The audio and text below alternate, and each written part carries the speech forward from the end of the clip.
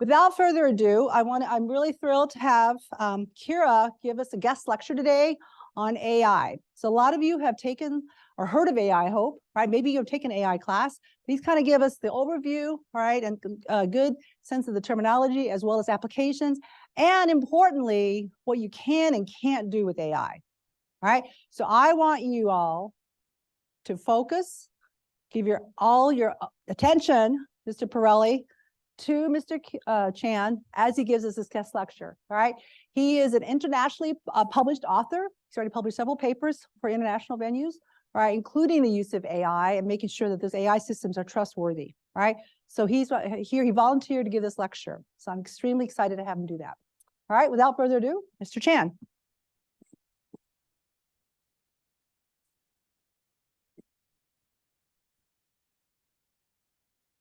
Okay, thank you. Can you hear me, everyone? All right. So yeah, I was asked to give a guest lecture today, and I want to talk to you a little bit about machine learning, deep learning. I kind of wanted to start off with a show of hands. How many of you have heard of machine learning? Okay, so most of the students in the class have. How many of you have used machine learning, right? Whether that be just using ChatGPT or AI in general. Okay, so how many of you have used it in your program? So how many of you have used it as a component? A couple of hands, maybe less than half the class, right? And how many of you know exactly how deep learning work, right? At a lower level. So we've got 1, 2, 3-ish students. Okay, no problem. So what we're seeing here is there's an increasing amount of uses in AI in software engineering, and I did my bachelor's and master's here at MSU. I bleed green and white, computer science here since 2015.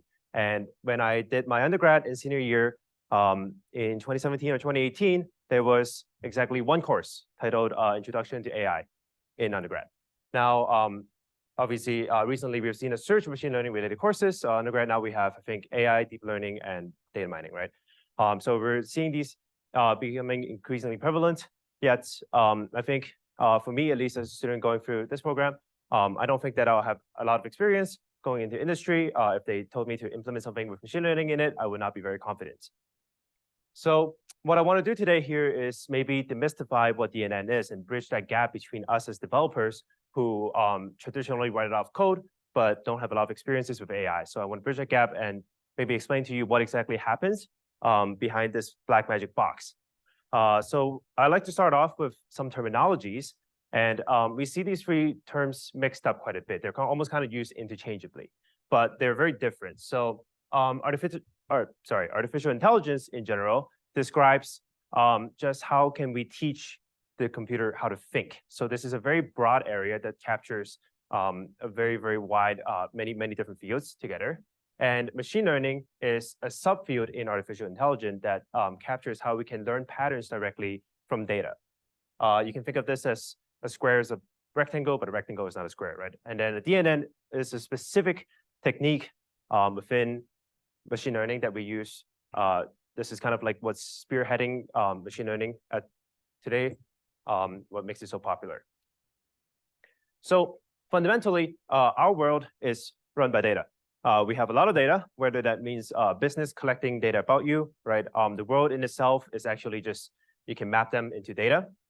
And they drive everything, right? Business, finance, and so on. And they tell us a lot of information, such as pattern in things that you do. For example, tailored experiences like ads, YouTube, Netflix suggestions, right? All these have data in it, right? You like a certain type of genre in music, Spotify is going to recommend you similar types of music.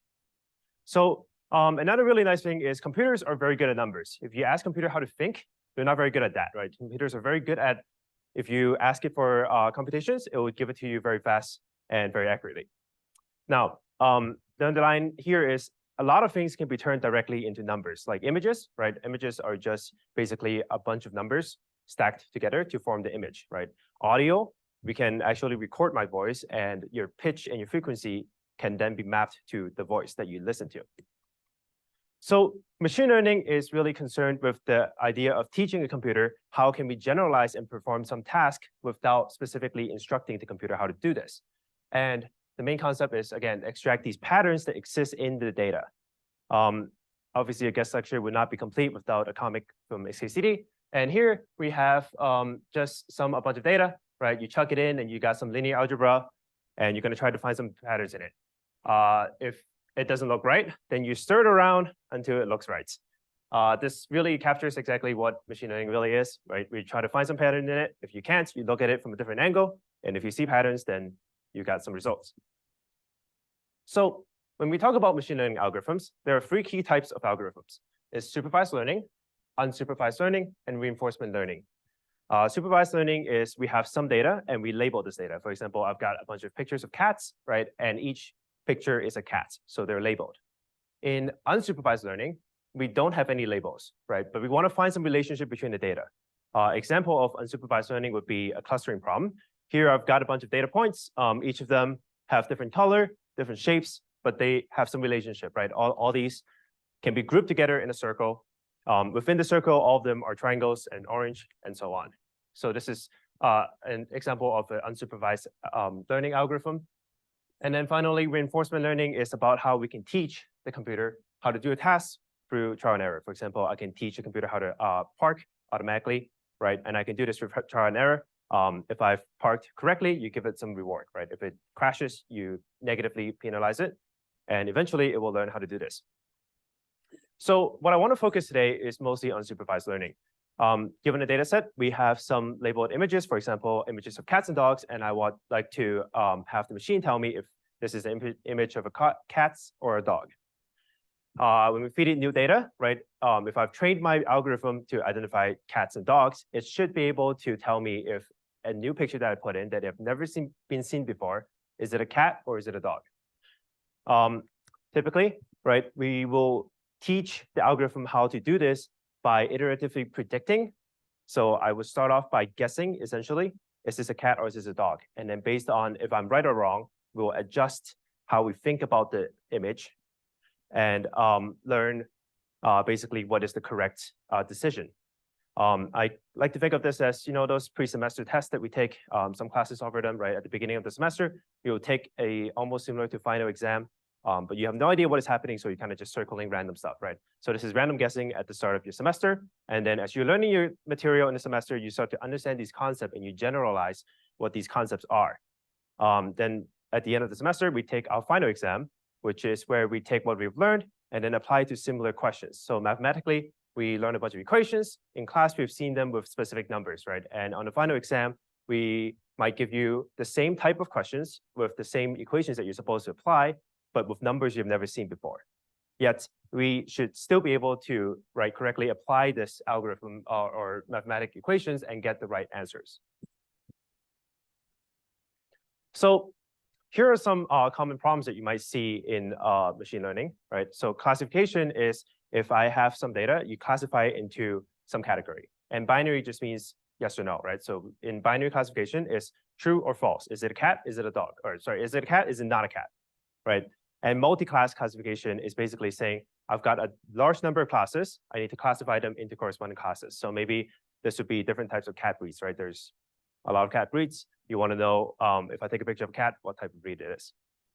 Regression, it describes how we can predict numbers. So financially, maybe I can predict how much a stock is supposed to be worth at specific days. This is a regression problem. And then into a little bit more specific ones, we have image classification. This is given an image, right? I want to classify what the object is. Object detection is given an image. I want to identify where the objects are in the image and then classify them correspondingly. And then we have natural language processing, which is concerned with how we can take English or just text in general and then process it in a way that the machine can understand what it means. And then matrix completion is a problem that I will discuss later because this is very prominent and you see it every day. So traditionally, we have some ways to solve these classification algorithms, right? Here, I've got a bunch of data points. We have plus signs and negative signs. And our job here is to find a way that we can separate the data so that we know which ones are positive and negatives. And one way you can do this is just draw a line, right? So if I draw a line straight through this line is now going to separate my data pretty nicely for the most part, where all the positive signs are on top and all the negative signs are at the bottom. Obviously, this is not perfect because I've got these two pesky signs that are not in the correct space. But that's something that we have to deal with, right? data is not always cleanly separable.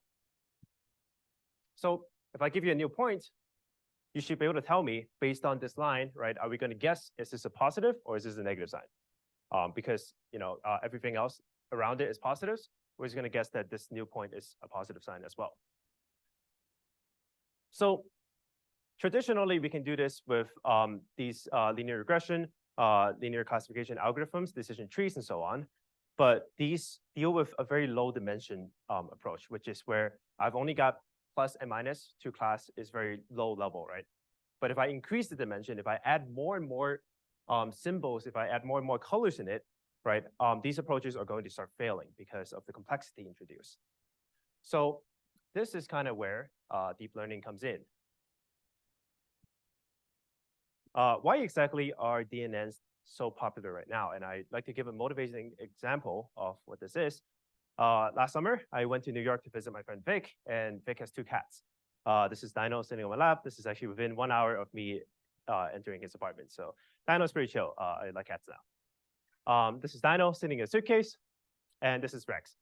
Now, Dino is a tuxedo cat, and Rex is the tabby. If I were to ask you as a human being, right, how exactly would you identify the different cat breeds? What exactly distinguishes between the two cats? Yeah. Oh, so the color, right? So the color is definitely one of them. Sure. Patterns, right? So I learned that tabbies apparently have an M on their head. Yep. Anyone else? Except at it? Sure. Eyes? Yeah. So maybe the shape, color, and how big their pupils are in the eyes, right? Maybe that's one way that you can identify between cats. So tabbies also can have stripes, and tuxedo cat is specifically black and white. Maybe there's a proportion of black and white that they're supposed to be. Doesn't matter, right? But the point is, we as humans take these features of each breed, and we're able to generalize and assign some of them to the specific breed. Now, if I were to tell you to take exactly what we just described and translate it into a computer software to do this, how do we start? Right, so this is a very hard problem, right? Maybe you can do some edge detection to see how many different coloration is in the cat. But this is a very hard problem to do when we have to code it, when we as humans have to instruct the computer how to distinguish between two breeds of cats. So DNNs are really good at this because they can extract these patterns directly from data, directly from a lot of these images. For humans, here, like we said before, we have to distinguish between coloration, behavior, stripes, right? Markings on the head, difference between cats and dogs. Maybe dogs have a little bit more prominent of a snout. Cats have like pointy ears, and then one barks in the other mouse. But again, this is hard to translate directly into code and software. So neural networks are a type of artificial neural networks that emulates how our human brain works. And essentially how our brain works is we have a bunch of these neurons, and they're connected with synapse. Here we have an example of a neuron. This is one part of a DNN, like just a single unit of a DNN. And what we're going to do is we're going to take in a bunch of inputs. So x1, x1, 2, 3, 4, and so on, up to xn. And we're going to apply some kind of weighting schemes. So a weight would be, for example, a decimal, right? A multiplication factor to basically say how important is this feature. So one way you can think about this is, for example, if x1 is the color of the cat, right? How important is the color of the cat in terms of translating into its breed, right? How important is the behavior, stripes, and so on. And then we can add some bias term, which is just a constant, and then we'll get an output. Now, what this is going to look like is when we stack it together, we're going to have this neural network. And the term deep comes from the fact that we have a lot of layers, a lot of neurons and a lot of layers. This is just a simple example of what it is. In practice, there will be millions, if not billions, of these neurons. I think ChatGPT has some billion trillion parameters that has to be optimized. So you can imagine how deep and how long this thing can get. So we're going to take out input values, and these numbers are going to propagate through each of these neurons into our output, which is our decision of the neural network. Any questions so far? Okay, so From there, I would like to show you at a high level first of how DNNs work, and then we'll work our way into the lower level of why exactly they are so good at what they do, and so what are some of the challenges that they face. At a high level, what we're going to do is we're going to have this cat, we're going to take a picture of the cat, right? And we're going to feed this image into this neural network. We can, for example, outline features, specific features of the cat, and pass it through this neural network to get an output. And this is what an output would look like. If I've got a bunch of data that I've been trained on, and it's got dogs, birds, cats, unicorns, right, deers, and so on, it's going to tell me probabilistically, right, this is an 80% chance that this is a cat. This is probabilistic of what the neural network thinks. This is not the ground truth. So this does not mean that 80% of chance this is always a cat, right? The neural network just thinks that out of all these labels, out of all the features, 80% of these features belong to that of a cat.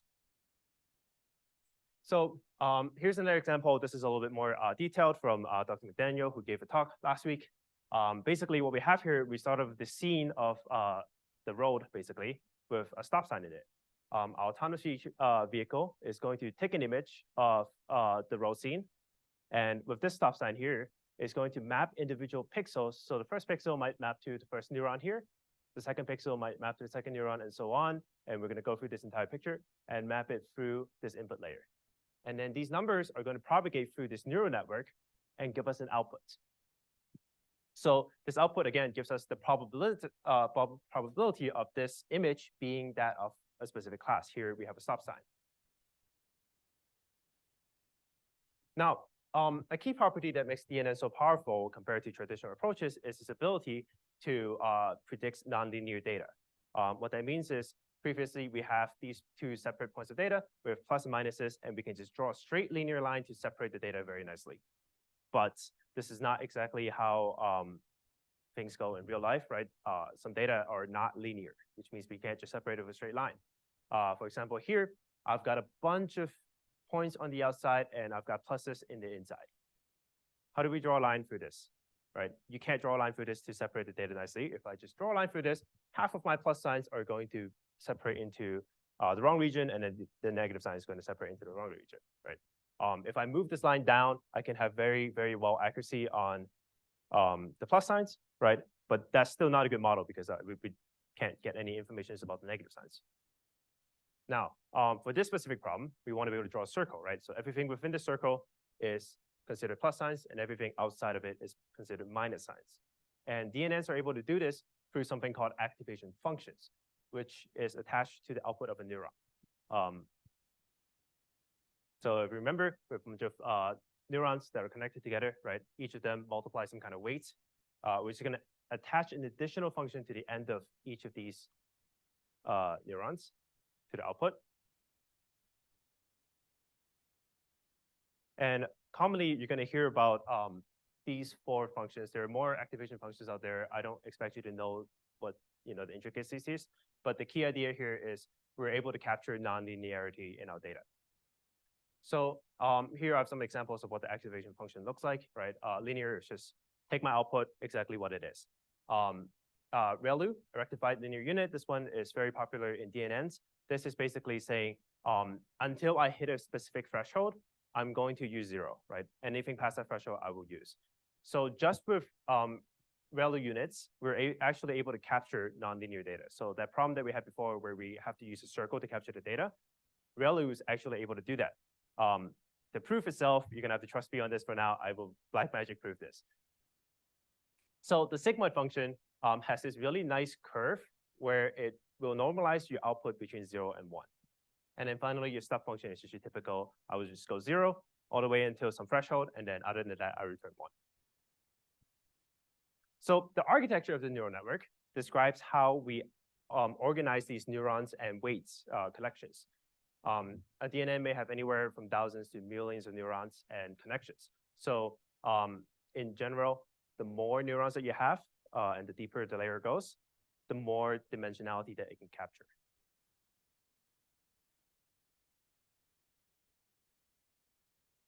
Now, why exactly do DNNs work? As we said before in the first slide, we can turn anything into data. We can turn anything into numbers. So I take a picture of practically anything, right? That can become numbers. For example, we can do different types of pictures of dogs, right? Positive, negative for cancer screening. If I show you an image of an X-ray scan of somebody's lung, right? You can detect if there's cancer in there or not, because all of the images with cancer will look specifically, maybe have a clump of white dots in it.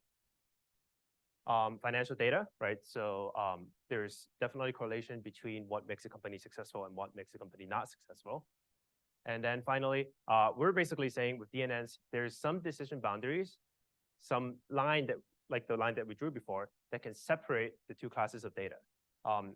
Here, my example is as human, right? How do you distinguish between a cat and a dog? So maybe it's the shape of the nose, right? Their pointy ears and so on. So I'm saying that there has to be some features that separates between the two classes. So DNNs can approximate the functions, which will separate these data points very well. And here I have this interactive demo that I wanted to show you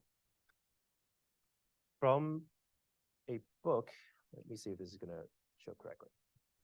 Does it look right? Okay, so I've got here an equation. This is just some randomly drawn function.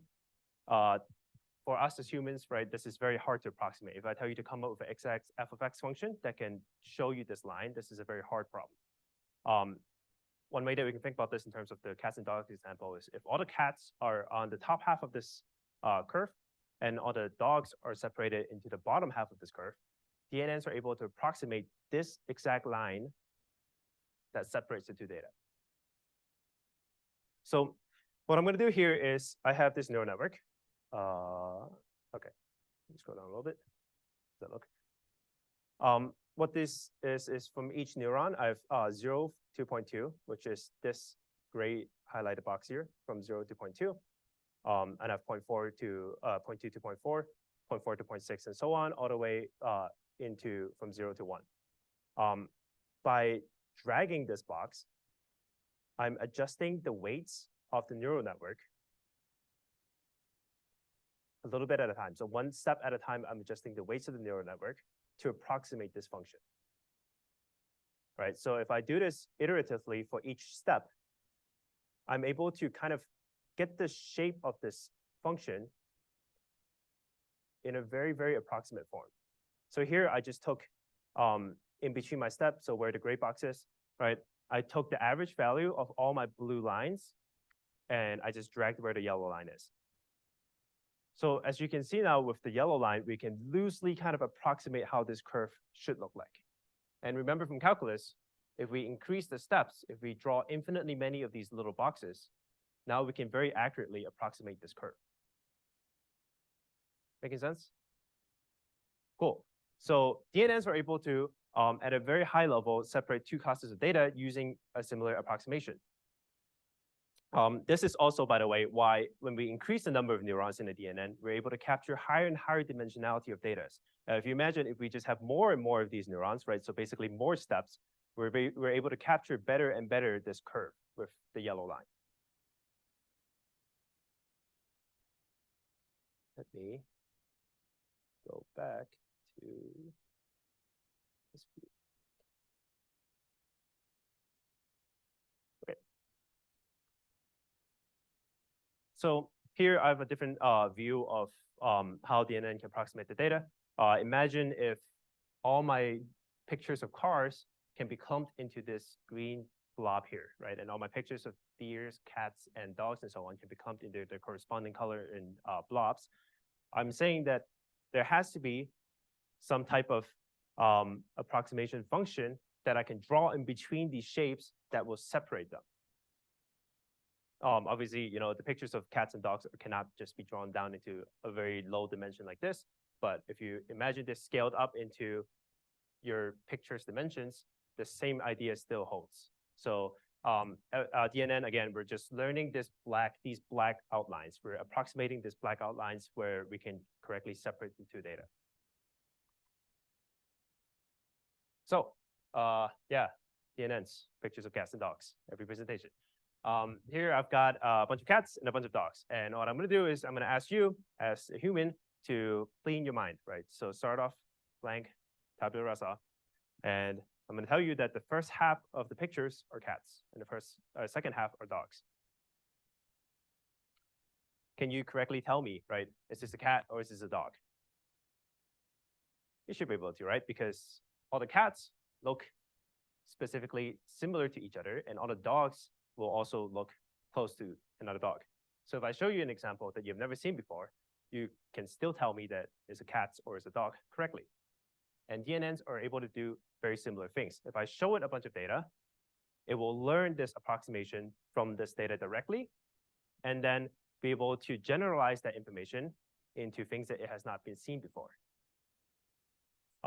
Here, again, with enough data, you can train it to extract the features directly from the data, right? The idea is what makes a deer a deer, right? What makes a car, and what separates between the two of them. And DNNs can learn this directly from data, which makes it very powerful because we as developers no longer have to spend the time to make a program that will teach the computer how to separate these.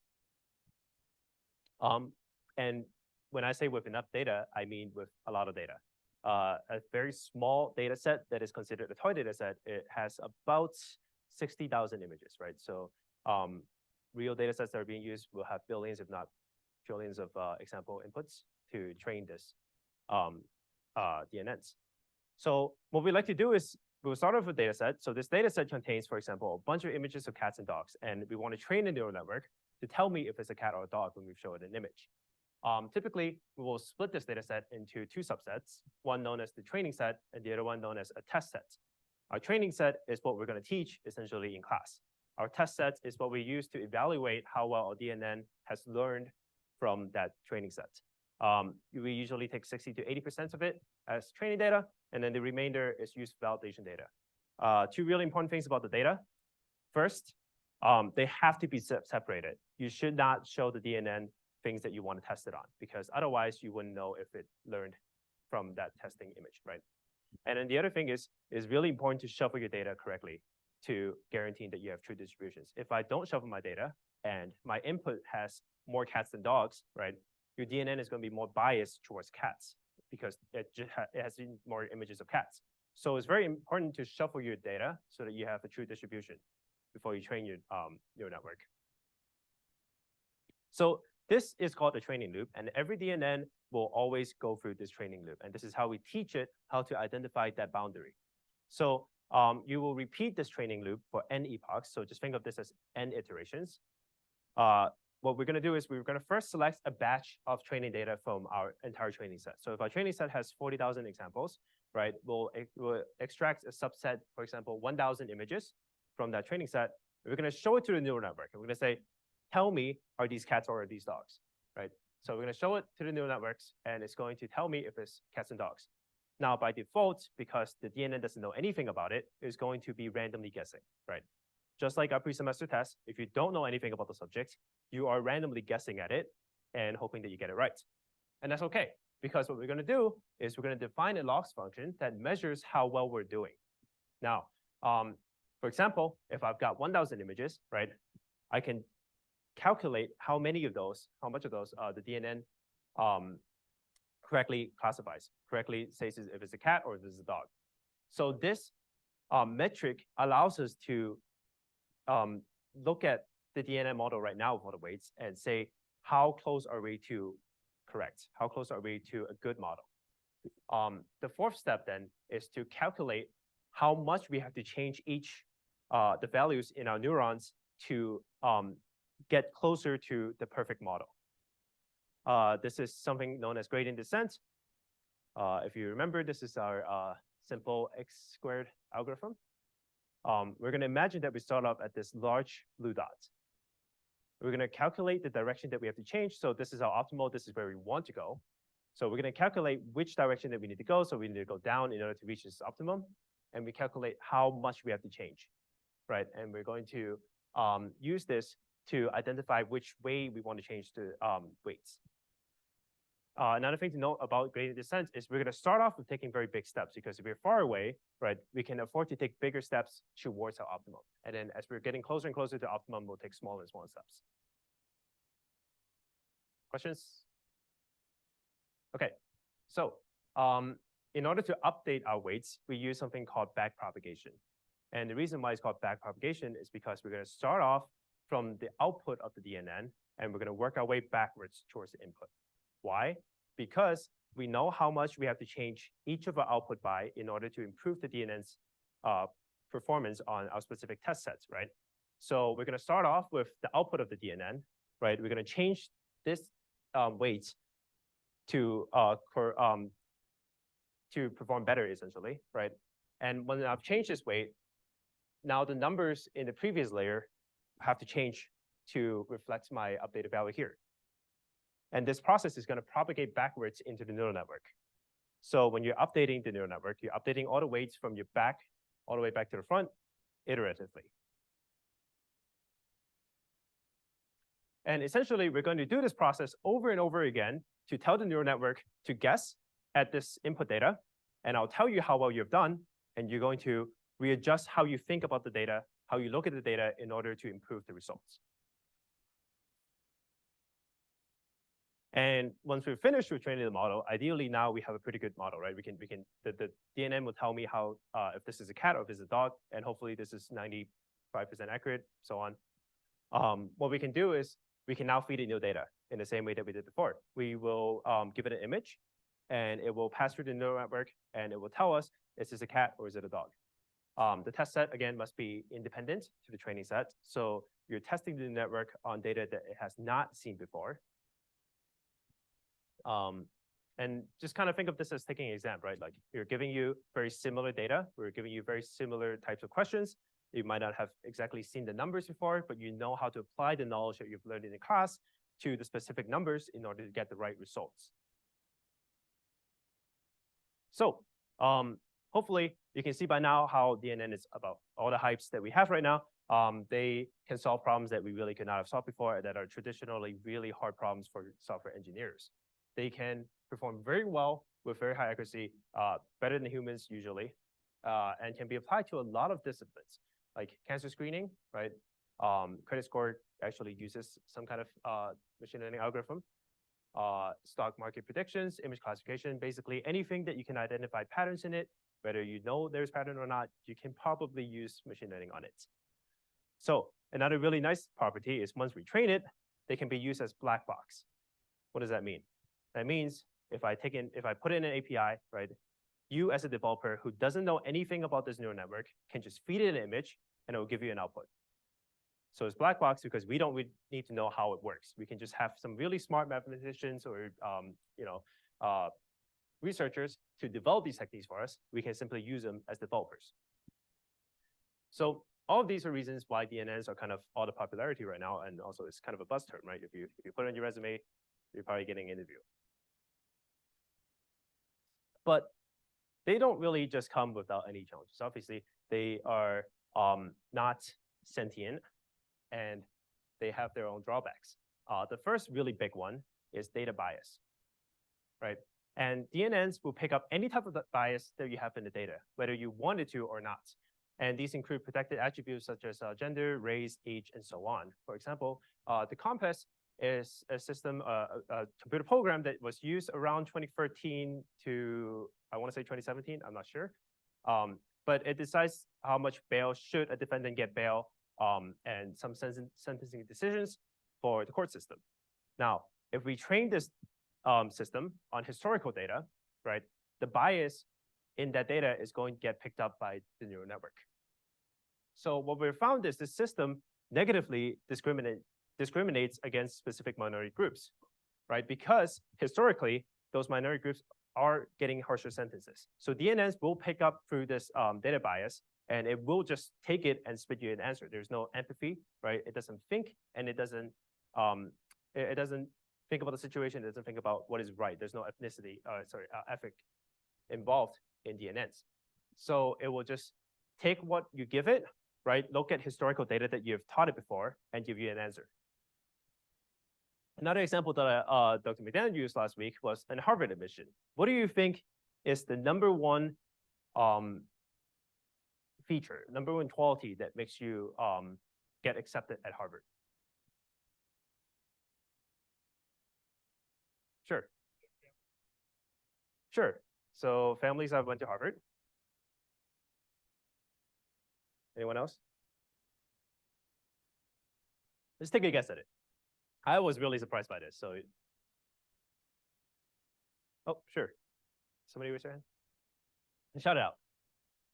Your essay, okay? Anyone else?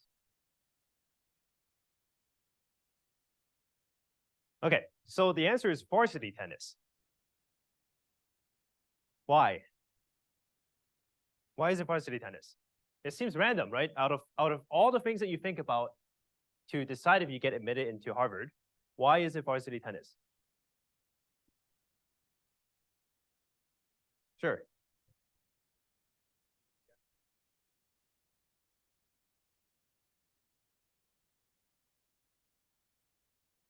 Correct, right. So the answer was there's a relationship between playing varsity tennis and being rich upper class in the Northwest, right? So DNNs will pick up on these biases that you didn't even think about as developers, right?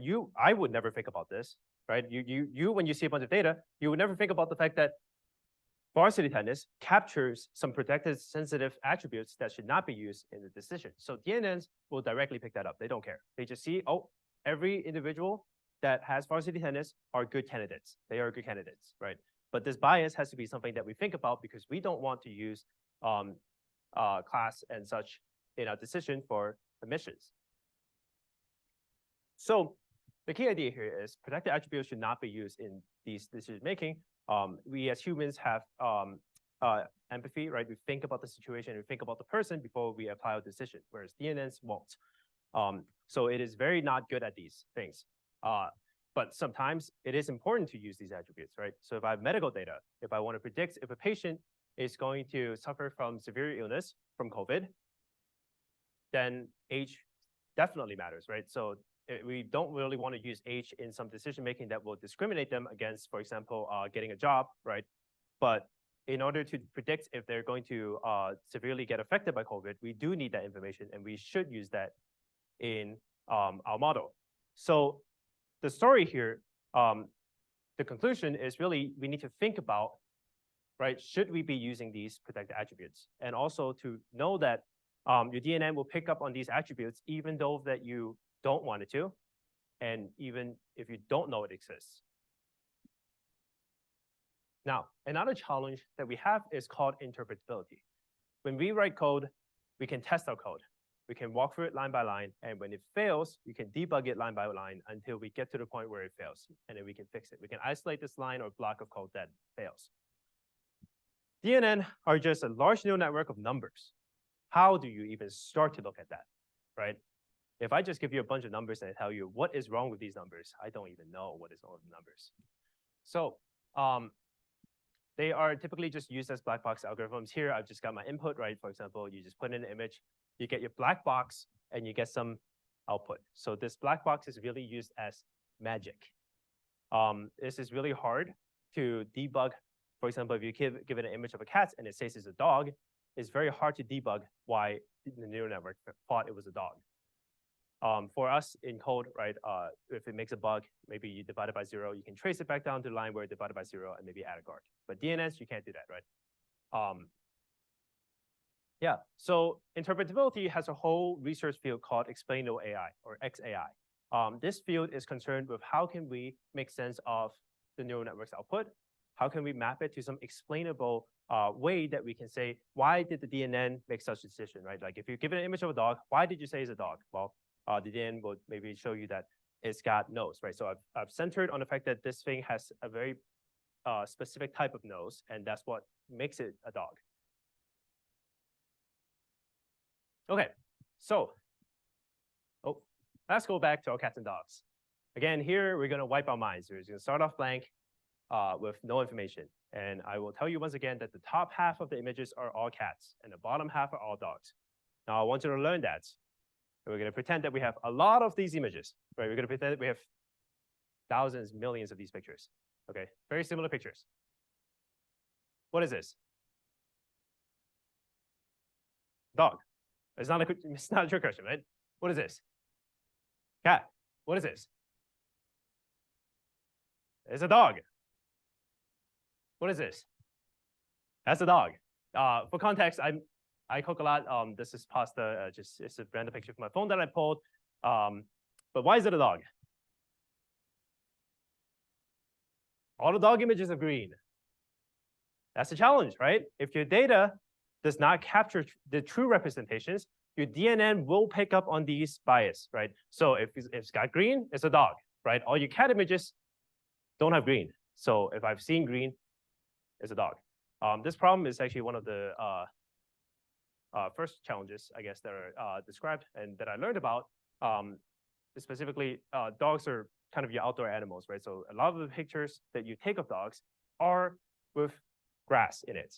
Cats, for the most part, are indoor animals. So you're not going to find a lot of pictures with cats on grass unless you specifically look for it, right? Now, if I just crawl the internet, if I just take a bunch of data from the internet and I train my model for it, are you thinking about this? Right? So DNN will just directly learn from the data. You need to be careful that the data need to truly capture, right, what it means to differentiate between cats and dogs. Okay, this is known as overfitting. This is when your DNN becomes so good with the training data that you can be 100% accurate with the training data, but if you can't process data that you have not seen before, or process data that, for example, like the cat example where it's in grass, right? We as humans will be able to correctly look at the image, right? Identify the object that is important out of that image, and only base our decision on that specific part of the image. Because if you can't do this, right, if you can't find a tiger in an image, you're not gonna have a fun time, right? So we call this overfitting when the DNN becomes too good at the training data, but can't generalize their decision into data that it has not seen before. And generalization basically just describes the ability for DNN to adapt to previously unseen data, like the testing set or maybe just other input images that you're gonna show it. Last week, I used an app that takes a picture of a bug, and it will tell you what type of bug it is, right? So obviously, my picture would not have been used in the training data because I just took the picture. So the generalization describes the ability for that app or that neural network to generalize to an image that it has not seen before, right? And tell me what type of animal that I just captured, insect. Now, the next challenge is called the outer distribution data, or OOD. This one is also another pretty big issues that we have to deal with. Now, suppose I've only shown you that DNN that's been trained on cats and dogs, right? Images of cats and dogs. Now, what should you say when I feed it an input of a deer?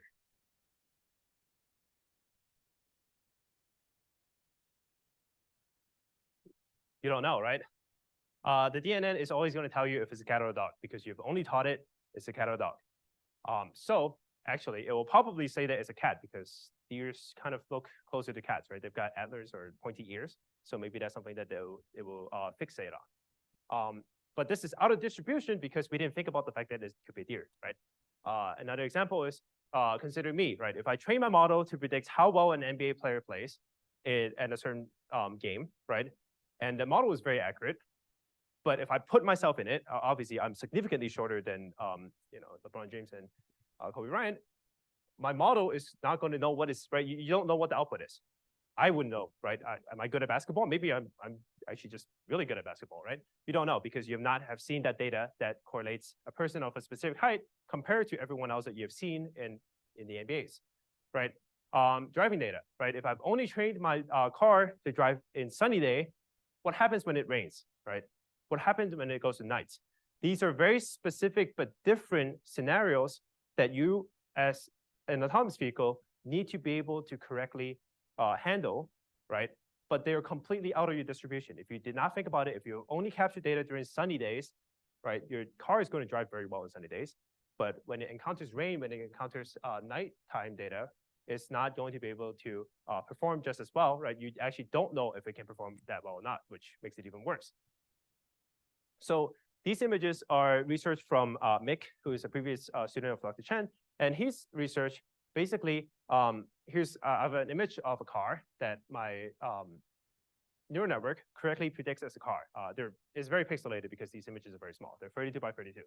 But if I put a raindrop on it, right, you don't know if it will correctly predict this car as a car still, or if it's going to think it's a cat. Right, so as humans, we look at this image, that's still a car to us. But when we put this raindrop at this specific location, Now our neural network incorrectly thinks that it's a cat. It's a cat. So these are called out of distribution data because they're not in the same expected distribution that you trained your neural network on. So the data is drifting out of your expected input distribution. The next challenge that we have is data contamination, right? So DNN has this phrase, garbage in, garbage out. You give it garbage, it will spit out garbage, right? If you give it good data, it will give you good results. So how can you be sure that the DNN is using good data or the right type of data, right? The example that I gave before with cats and the dogs, if you just scrape the internet for data, how can you make sure that these are correctly representative of all the cats and dogs, right? How do you make sure that there's no stick figures of cats, right? If you type in cats, maybe on the 10th page, you might have some stick figures. How do you make sure there's no troll posting, right? Some people might post a picture of a dog and just say it's a cat. Well, if your DNN picks that as a training sample, it doesn't know that it's not a cat, right? You as a human, you look at it, you'll be like, oh, that's not a cat. I can filter that out. But DNN is just going to take that image and learn from it. So you need to make sure that your data is correct, not contaminated, and in general, just good data. Misleading results. This one probably gives us the most amount of headaches. Why? Because the way that the values are propagated through our DNN, we always have an output, right? It will always give us an answer. Whether the answer is right or not, it will give us an answer. And the DNN may not be correct, right? Before I showed you that it is 80% confident that it's a cat, right? It believes that 80% of the feature belongs to that of a cat. So it says it's a cat. But the DNN can be wrong, right? It can incorrectly have learned these features. And even worse, it can be very, very incorrectly, confidently wrong in its answer. So I would, for example, get an output that says it's 99% that it's a cat, is the image of a dog, right? It's not a cat. You as human, we'll be able to tell, but the algorithm just learns from data. So if you use this output of the DNN directly without verifying it in software, it's not good, right? If you are driving, right, cats and dog data, separate it, you get it wrong, it's okay, no one's getting hurt, right? But if you're driving in the middle of the street, right, and I tell the algorithm to tell me if this is a car or if it's not a car, and I'm very confidently wrong about the fact that that's not a car, you're getting in a crash, right? So essentially what that means is when we apply these DNNs to safety critical systems, we have to make sure that we have multiple layers of verification. We need to have some ways to make sure that the output of the neural network makes sense. Another classical challenge is something called adversarial examples. So this is research that I did with Dr. Chen last year. And what we found is when we do these careful perturbations, right? So if I just add these small values multiplied by a factor of 10, I just amplify them so we can see it, right? If I add this filter on top of this clean input image, which if you see, my DNN is able to correctly draw boxes around the cars and say that they're cars, right?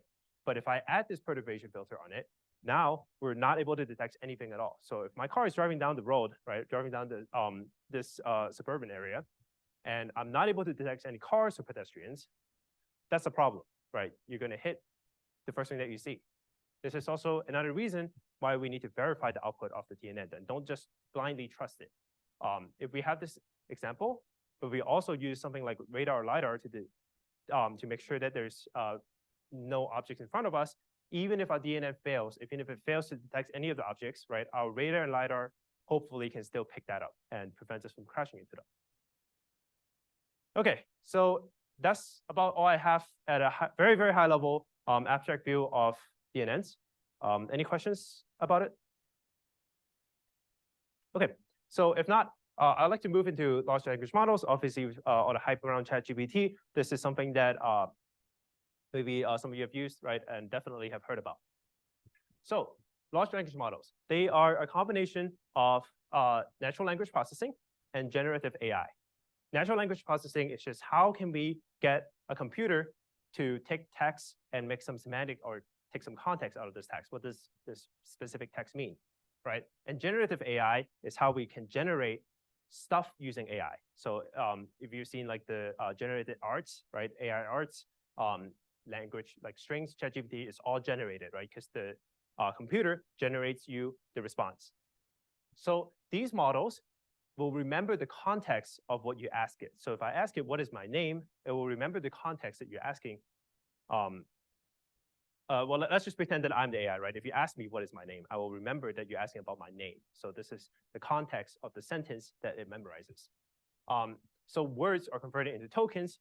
You can just think of it, I just map all my into ones, maybe barred into two, and so on. So each word is mapped into a number, something called tokenization. That's how these large language models are typically trained. And it is trained with DNNs, right? So these are DNNs, a specific type of DNNs. But it takes all these words, condenses it into numbers. Again, numbers are data, right? And it will learn the patterns directly from these numbers. These are some examples of LLMs that are a little bit more popularly used today. Obviously, there's more of them. This is GitHub Copilots. Does anyone use GitHub Copilots? Is it good? It's impressive? Okay. Same thing? Would you recommend it? Should I get it? Yeah, maybe. Oh, really? Maybe I have to test it out. Oh, apparently, if you're a student, it's free, so could try it out, right? Bard AI is, I think, Google's similar approach to ChatGPT and Copilot. And then this is obviously ChatGPT, which is gaining all the popular tractions. So I'd like to give you an example of how exactly does it work, right? Given a string, I want to predict which next word is the most probabilistically correct word that you want me to say to you. So the question is, what is your name, right? And the answer for me is, my name is Kira. So how a language model would do it, if I'm the language model, is if you ask me what is my name, I'm going to remember the context behind your questions, and I'm going to take my token repository and take some words out of it. Which ones have the highest probability that makes sense and is basically liked by the person that I'm telling, right? So the first word, maybe I'll have a bunch of these and I'll guess which one is the best. My have the highest probability that is exactly the right string. Sure, I'll take my. Next word, name, right? I'll take this out of this repository of name, and I just have 5 examples here, right? But you can imagine if you have language, right? This is a lot of entries, right? So is my hair, does that make sense in relation to name? No, well, so it has a low score, right? My cat, maybe that makes sense. Your cat has a name, right? So maybe this one has a slightly higher score. My name, right? Okay, that one makes a lot of sense. So let's use that one. So it will do this iteratively to generate your string. So at the end of it, it arrives at my name is Kira. So I'll tell you, my name is Kira. Is it right? Sure. Nice. So this is a statistical approach to generate strings, because we're saying at each point, at each word, statistically, which one is the next one that makes sense. Now, I wanted to ask you this question. Suppose we're a patient on the FRAG25 table. You're on the table. There's a laser pointed at you. All right. The tech is pressing a button and it's not working, and it just goes, give me 1 second. Let me ask ChatGPT. And ChatGPT statistically generates, press this button 3 times. You staying on the table? I'm getting off of it, right? Are you staying on the table? So I think when we think about ChatGPT, right, a lot of people that are not well-versed in machine learning will think that it's an oracle. And by oracle, I just means that it just gives you the right answer at all points. It is not an oracle, right? It is statistically generating a string, what is most likely to be correct, and I will tell you what that word is. So do not trust ChatGPT's decision blindly, right? Obviously, it's very, very impressive how it can abstract word and give you conversations directly with it. But it is very important to remember that we're just generating these strings. So if you're using it to, for example, figure out what's wrong with a FRAG25 machine, probably not very good. Another thing is, specifically with the FRAG25 example, you are assuming that there's enough data about the FRAG25 machine that ChatGPT learned on. But if you have all that data, why don't we just make good documentation out of it, right? So if you've seen 50 million accidents, in order to train the network, you've killed 50 million people. Not good, right? Okay, so challenge. When you give it an output, that's a typo. When you give it an input, it doesn't know what the context is, right? Semantically, if it doesn't know what it is, if I make up something called bogus theorem, which is 1 + 1 = 3 today, and ChatGPT has not been trained on it, if I ask it what this is, it doesn't know, right? In fact, it will probably, based on this training data, tell you what it thinks bogus theorem is, or if it has seen other bogus theorems, it will give that. So statistical approach, like I've said before, it can be wrong, right? We're generating what is the most likely correct next character, could be wrong. It can give very harmful answers when you ask it for harmful things, right? So the internet is a battleground. It is ruthless. And if you train your information, if you train your model directly from these data, your model will pick that straight up. And if you ask it for harmful content, it will just give it back to you, right? I think, is it Microsoft or is it Facebook? Used to have an AI, right? And it made headlines when it was spewing very, very inappropriate stuff, right? It was inciting violence and stuff against specific groups. And you would think that it wouldn't, right? You as a human, when you read text and this is not appropriate, you would be able to read it, understand the context behind it, and discard it, I guess, in a sense, right? But when you train a neural network, it just picks it up, right? So this really goes to, you need to train it on right data, right? And you need to make sure that it won't give you these harmful contents. I think ChatGPT, when it came out, when you ask it to make a joke about a minority group, it will just give you a joke about a minority group, right? It's been trained on it, it knows it, it will tell you. Since then, they've kind of been fine-tuning the model to not let you do that, right? If you ask it right now, it will say, sorry, I can't do that. So yeah, it can give you very bad answers, right? And then misinformation campaigns. So with the last election, there's a little bit of misinformation going on around. If you train that information just off of randomly crawled data from the internet, it will pick that data right up, right? And it could unintentionally be spreading these information. Citation and copyright issues, right? So it learned its patterns and it learned the answers from the internet. That if you use ChatGPT's result in your papers, right? How do you know that ChatGPT didn't steal it from somebody else? You're still liable, right? If you put your name on it, you're still liable for it. Okay, so that's large language models. Any questions? So do we see it now how AI is for sure definitely very promising, right? It solves problems that we definitely cannot before, but we also have to be very careful about how we use them, right? There's definitely challenges with them.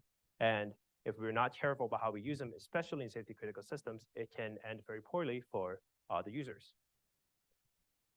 All right, where am I with time? All right, cool. So the last problem that I want to talk to you about, and this is shifting a little bit away from DNN, is a problem called matrix completion.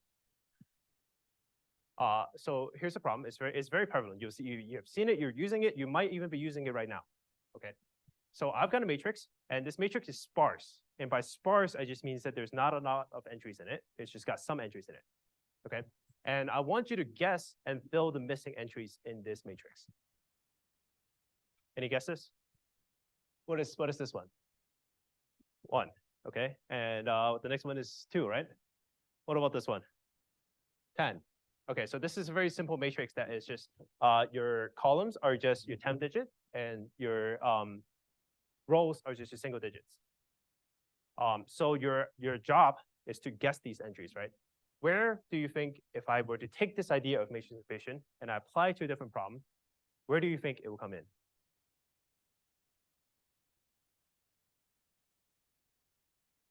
Like I said, you use it every day.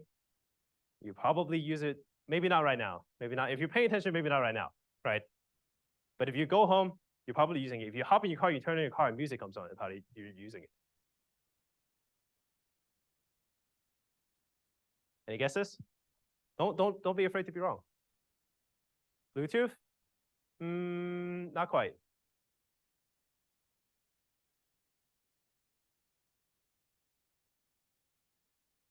Ready for the review? You want to give a guess at it?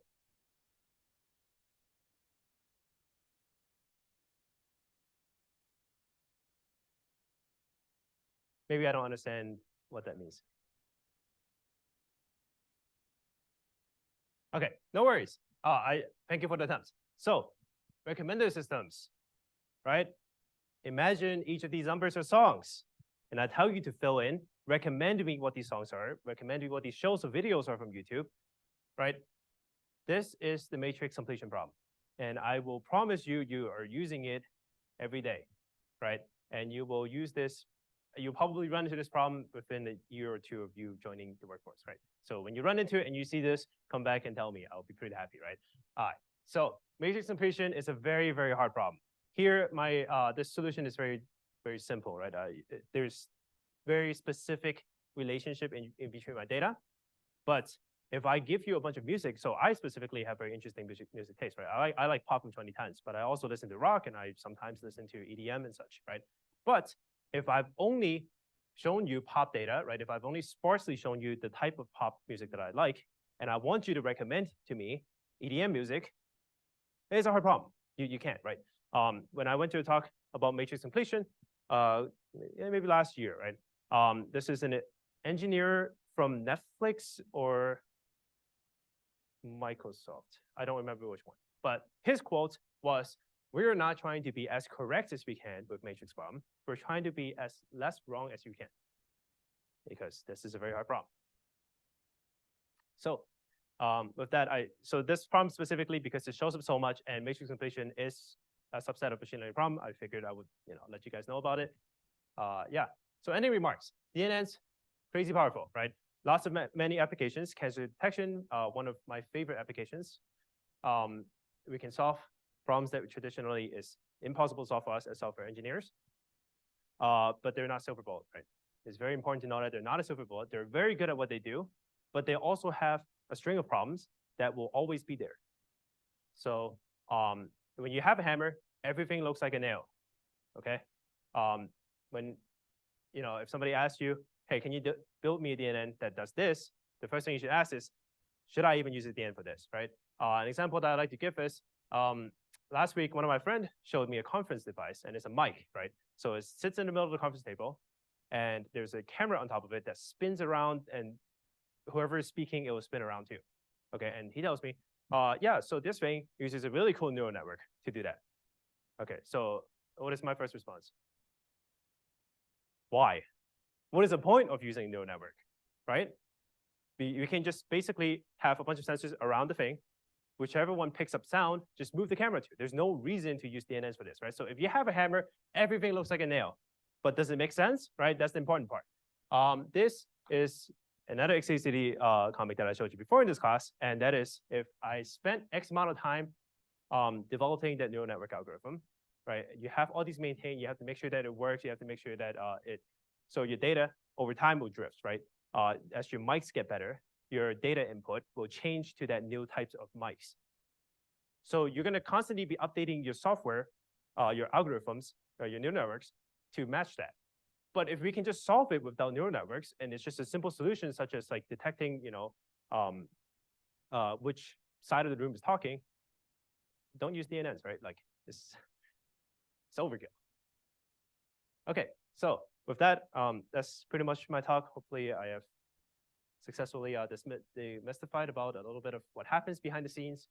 Yeah, so any questions?